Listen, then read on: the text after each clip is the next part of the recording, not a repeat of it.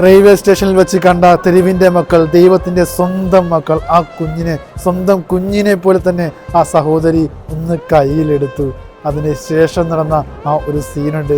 കയ്യിലുണ്ടായിരുന്ന ആ കുഞ്ഞിന് പാകമുള്ള ഒരു ഡ്രസ്സ് ആ കുഞ്ഞിനായിട്ട് സമ്മാനിച്ചപ്പോൾ ശേഷം നടന്ന ഒന്ന് കണ്ടോക്ക്.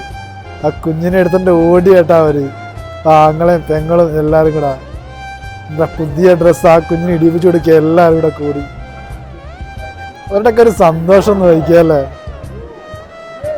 ഇത്രത്തോളം ഹാപ്പിയായി അവരെല്ലാവരും. എല്ലാവർക്കും മേടിച്ചു കൊടുക്കാൻ പറ്റില്ലെങ്കിലും ഒരാൾക്കെങ്കിലും കിട്ടിയപ്പോഴുള്ള അവരാ ഒരു സന്തോഷം നോക്കി. അയ്യടാ, ഡ്രസ്സ് ഇടിപ്പിച്ച് കൊണ്ടുവന്ന് മുന്നിൽ കൊണ്ട് നിർത്തുന്നത് എന്ത് ക്യൂട്ട്, എന്ത് രസല്ലേ. അടിപൊളിട്ടാ.